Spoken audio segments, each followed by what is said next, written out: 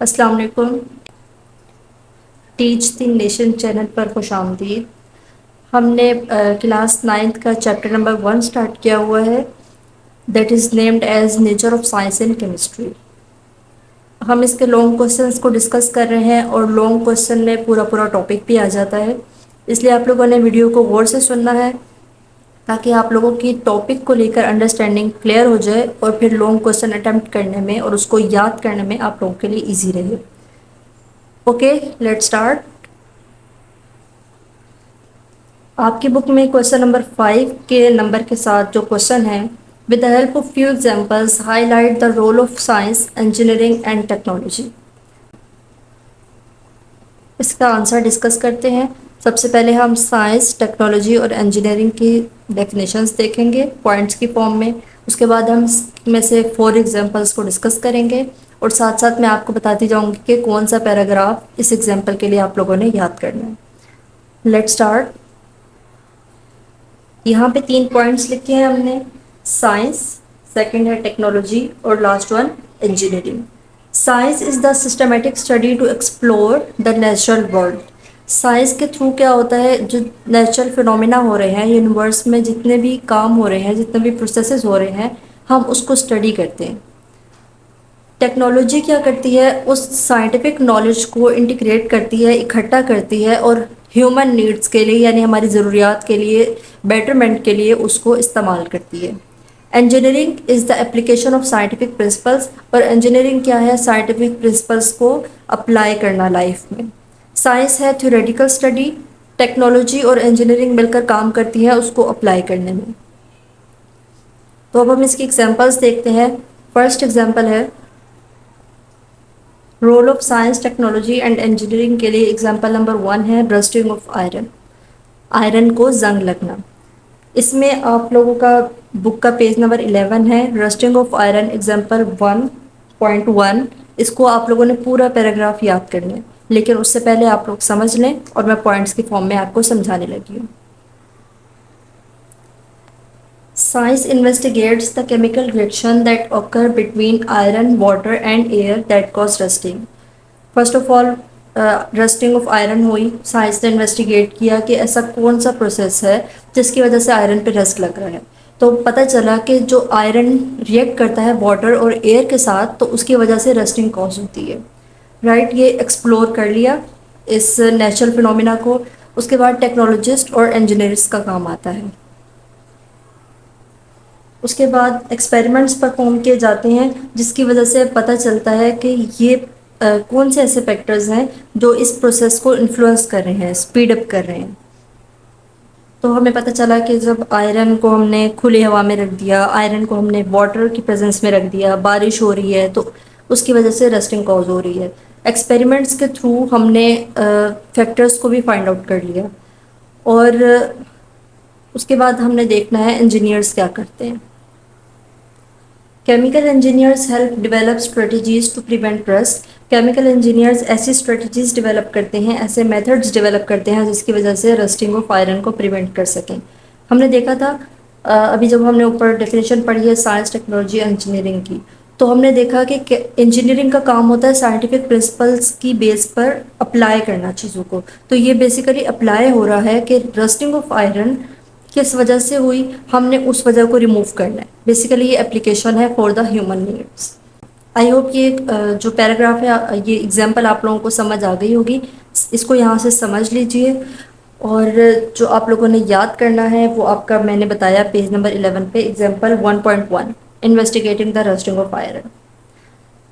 اس کے بعد next example دیکھتے ہیں، ایگزامپل 1.2 کے نام سے آپ کی بک پہ ہے، پیج نمبر 11 ہی ہے۔ اس کے یا تو آپ لوگ فرسٹ 5 لائنز اس کو یاد کر لیں یا پھر لاسٹ کی 5 لائنز یاد کر لیں لانگ کوشچنس کو اٹیمپٹ کرنے کے لیے۔ Let's discuss example 1.2۔ Harnessing solar energy, solar energy کو اپنے مقصد کے لیے استعمال کرنا۔ First of all we will see the role of science for harnessing of solar energy. Scientists may study the principles of photovoltaic cells to understand how solar energy can be converted to electricity۔ Science نے کیا کیا کہ یہ سوچا کہ ہم electricity کو کیسے پروڈیوس کر سکتے ہیں فرام رینیویبل ریسورسز، یعنی ایسے ریسورسز جو آتے رہیں کنٹینیوسلی، ہمارے پاس آتے رہیں، ان کی کوئی کمی نہ ہو۔ تو سولر انرجی ایک رینیویبل سورس ہے، یعنی سن لائٹ تو ظاہر ہے روز ہمیں ملتی ہے، اس میں کیا کمی آ جانی ہے اگر ہم اس کو یوز کریں تو سائنس نے فوٹو وولٹک سیلز کو اسٹڈی کیا، اس کے فوٹو وولٹک سیلز کے پرنسپل کو اسٹڈی کیا، اور اس میں دیکھا کہ ہم ان سیلز کے تھرو سولر انرجی کو کنورٹ کر سکتے ہیں الیکٹریسٹی میں۔ یہ ایک ایکسپلوریشن ہو گئی سائنس کی۔ اس کے بعد کام آتا ہے ٹیکنالوجسٹ کا اور کیمیکل انجینئرس کا۔ Technologists can develop solar panels based on the scientific principles discovered. Science نے یہ پرنسپلز ڈسکور کر لیے کہ فوٹو وولٹک سیل کو ہم یوز کر سکتے ہیں۔ اس کے بعد ٹیکنالوجسٹ کا کام ہے کہ ان سیلز کے تھرو ایسے پینلز بنائے جس کو ہم سولر پینلز کا نام دیتے ہیں، تاکہ ہم اس پرنسپل کو اپلائی کر سکیں فار ہیومن نیڈس۔ تو ٹیکنالوجسٹ نے کیا کیا، سائنٹیفک پرنسپلز کی بیس پر سولر پینلز کو ڈیولپ کیا۔ Engineers play their role in designing and implementing large-scale renewable energy systems. Engineers نے اس کے بعد یہ جو سولر پینلز بنائے تھے، یعنی کہ جس کو ہم رینیویبل انرجی سسٹم کہہ سکتے ہیں، ان کو ڈیزائن کیا اور لارج اسکیل پہ امپلیمنٹ کیا۔ بیسیکلی جیسے میں نے بتایا تھا کہ ٹیکنالوجسٹ اور انجینئرس کا مل کر یہ کام ہوتا ہے کہ وہ اس کو اپلائی کر سکیں۔ تو اسی طرح اس کو اگر ہم ایک نیٹ شیل میں دیکھیں تو سائنس نے ایکسپلور کیا فوٹو وولٹک سیلز کے پرنسپل کو، ٹیکنالوجسٹ نے اس کو یوز کرتے ہوئے سولر پینلز بنائے، اور انجینئرس نے اس کو لارج اسکیل پہ امپلیمنٹ کیا۔ اب آپ لوگ ایگزامپل 1.2 کی میں نے بتایا ہے فرسٹ 5 لائنز یاد کر لیں، یا پھر لاسٹ 5 لائنز اس لانگ کوشچن کے لیے۔ ایگزامپل 3 دیکھتے ہیں، ایکسٹریکشن آف آئل۔ اچھا، آپ کی بک میں جو دیا ہوا ہے پیج نمبر 12 پہ ایگزامپل 1.4، اس کی ہیڈنگ ہے آرگینک کیمسٹری ان ایکشن، لیکن کیونکہ اس میں آئل کی ایکسٹریکشن کا تذکرہ آیا ہوا ہے، یعنی کہ کوکنگ آئل کی ایکسٹریکشن کا، اس لیے میں نے وہ ہیڈنگ دینے کے بجائے میں نے یہ ہیڈنگ دی ہے ایکسٹریکشن آف آئل۔ آئل وہ use for frying contain carbohydrates, ٹھیک ہے۔ جو آئل ہم یوز کرتے ہیں فرائنگ پرپزز کے لیے، اس میں کیا ہوتے ہیں، کاربوہائیڈریٹس ہوتے ہیں، فیٹس بھی ہوتی ہیں۔ فیٹس کا میں نے یہاں پہ اس لیے نہیں لکھا کیونکہ مینشن نہیں ہے، لیکن آپ لوگ لکھ لیں تو وہ بھی اوکے ہے۔ تو اب آئل ہم یوز کر رہے ہیں، تو سائنٹسٹ نے اسٹڈی کیا about carbohydrates to learn how they work. Scientist نے کاربوہائیڈریٹس کے بارے میں پڑھا کہ آخر یہ جو آئل میں یا دوسری چیزوں میں کاربوہائیڈریٹس موجود ہیں، یہ کس طرح ورک کرتے ہیں، کس طرح ہماری باڈی کے لیے بینیفیشل ہیں۔ یہ ایکسپلوریشن کی اس نے آئل کے بارے میں سائنس نے۔ اس کے بعد فوڈ ٹیکنالوجسٹ نے کیا کیا، فوڈ ٹیکنالوجسٹ نے ایکسٹریکٹ کیا آئل فرام سیڈس، یعنی کہ آئل کا پرپز معلوم ہو گیا کہ ہماری باڈی میں کس لیے بینیفیشل ہے۔ اس کے بعد ہم نے اس کو حاصل کرنا ہے، تو سیڈز میں سے اس کو ایکسٹریکٹ کیا کس نے، فوڈ ٹیکنالوجسٹ نے۔ Chemical engineers design oil production equipment. Chemical engineers نے ایسے اکوپمنٹس، ایسے آلات بنائے جس کے ذریعے آئل پروڈیوس ہو سکے easily from seeds, so that oil is produced efficiently, تاکہ آئل کو ہم ایفیشینٹلی پروڈیوس کر سکیں، یعنی ایک اس کی اچھی اماؤنٹ آ سکے ہمارے پاس، اینڈ سیفلی فار کوکنگ، اور ہم اس کو کوکنگ کے لیے یوز کر سکیں۔ تو آپ لوگوں نے دیکھا کہ ایکسٹریکشن آف آئل کے لیے کیسے سائنس، ٹیکنالوجی اور انجینئرنگ نے مل کر کام کیا۔ سائنس نے اسٹڈی کیا کاربوہائیڈریٹس کو، فوڈ ٹیکنالوجسٹ نے کاربوہائیڈریٹس میں جس میں پریزنس تھے یعنی کہ آئل میں، اس کو ایکسٹریکٹ کیا سیڈ سے، اور کیمیکل انجینئرز نے اکوپمنٹس بنائے تاکہ آئل کی پروڈکشن ایزی ہو سکے۔ لاسٹ ایگزامپل دیکھتے ہیں ہم اس کی، اور پھر آپ لوگوں کا لانگ کوشچن کمپلیٹ ہو جائے گا۔ اچھا، یہ جو آرگینک کیمسٹری ان ایکشن، یعنی کہ آپ کی بک میں جو پیج نمبر 12 پہ ایگزامپل 1.4 ہے، وہ پورا پیراگراف آپ لوگوں نے یاد کرنا ہے، رائٹ؟ ہماری ایگزامپل 4 ہے اور بک میں ایگزامپل 1.5۔ آپ لوگوں نے اس کا بھی پورا پیراگراف یاد کرنا ہے۔ دس از پلاسٹک بیگس۔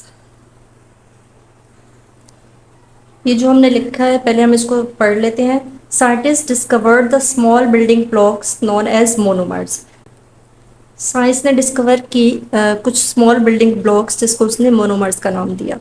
اب یہ جو اسمال بلڈنگ بلاکس جس کو ہم نے مونومرز کا نام دیا ہے بیسیکلی یہ مولیکیول ہوتا ہے کوئی ایک مولیکیول, ٹھیک ہے, جو ایک بڑی ساری چیز بناتا ہے. جیسے ہم نے شروع میں پڑھا تھا کہ یونیورس کا جو بلڈنگ بلاک ہے وہ ایٹم ہے, یعنی ایٹم سے ہی ساری چیزیں بنی ہیں. تو یہ ایک گروپ آف ایٹم ہے جو ریپیٹ ہوتا رہتا ہے اور ہم نے اس کو مونومر کا نام دے دیا. When monomers combine, they form long chains known as polymers. اور جب یہ نمبر آف ایٹمز یعنی کہ ایک مولیکیول کمبائن ہوتا رہتا ہے, آپس میں جوائن ہوتا رہتا ہے, تو یہ ایک لانگ چین بناتا ہے جس کو ہم پولیمر کا نام دیتے ہیں. یہ بات کلیئر ہو گئی. ہمارے پاس ایک مولیکیول ہے جس کو ہم نے مونومر کا نام دیا, وہ مولیکیول آپس میں کمبائن ہوتا رہتا ہے اور ایک لانگ چین بناتا ہے جس کو ہم نے پولیمر کا نام دے دیا. One of the long chains is polyethylene. ایک ایسا ہی لانگ چین یعنی کہ ایک ایسا ہی پولیمر پولی ایتھائلین ہے which is one of the polymers found in plastic bags. اور یہ ایک پولیمر ہے جو کہ پلاسٹک بیگ میں پایا جاتا ہے. یہ جو پلاسٹک بیگز ہم یوز کرتے ہیں جو ڈسپوزیبل ہوتے ہیں, جیسے ہم مارکیٹ میں کوئی بھی چیز لینے گئے تو جو ڈسپوزیبل بیگز ہوتے ہیں پلاسٹک بیگز, اس میں بہت سے پولیمرز پائے جاتے ہیں. اس میں سے ایک پولیمر جو ہے وہ پولی ایتھائلین ہے. یہ ڈسکوری ہو گئی سائنس کی, مونومرز کی, پولیمرز کی اور ایک پولی ایتھائلین کی, کہ یہ بھی ایک پولیمر ہے اور یہ یوز کرنے میں اچھا ہے اور سستا ہے. ٹھیک ہے, یہ ڈسکوری ہو گئی سائنس کی. اب کام آتا ہے ٹیکنالوجسٹ اور انجینئرس کا. Engineers and technicians use these discoveries to create bags that are durable, flexible and easy to make. Engineers اور ٹیکنیشینس نے ان ڈسکوریز کو یوز کیا اور پلاسٹک بیگز ہمارے لیے بنائے. اور آپ تو جانتے ہوں گے جو پلاسٹک بیگز ہیں وہ بہت زیادہ چیپ ہیں, ٹھیک ہے, چیپ ان اماؤنٹ, اور ڈیوریبل بھی ہوتے ہیں, کافی حد تک ویٹ کو بیئر کر لیتے ہیں, فلیکسیبل ہیں اور ایزی ٹو میک ہے, یعنی ایزیلی بن جاتے ہیں. اور اسی لیے ایزیلی بننے کی وجہ سے کیا ہے کہ وہ چیپ ہے, ٹھیک ہے, سستے ہیں. تو یہ جو پلاسٹک بیگس کا پیراگراف ہے ایگزامپل 1.5 آپ لوگوں کے پیج نمبر 12 پہ, یہ بھی آپ لوگوں نے پورا یاد کرنا ہے. اور یہ جو 4 ایگزامپلس, پہلے سائنس, ٹیکنالوجی, انجینئرس کی ڈیفینیشن, اور اس کے بعد یہ جو 4 ایگزامپلس ہم نے ڈسکس کی ہیں یہ آپ لوگوں نے یاد کرنی ہے. تو یہ آپ لوگوں کا لانگ کوسچن اٹیمپٹ ہو جائے گا. آئی ہوپ یہ آپ لوگوں کو کلیئر ہو چکا ہوگا. اور اس کے علاوہ کچھ سجیشن ہے یا کچھ سمجھ نہیں آیا تو آپ لوگ کومنٹ کر کے بتا سکتے ہیں. ملتے ہیں نیکسٹ ویڈیو میں. اپنا خیال رکھیے گا. اللہ حافظ.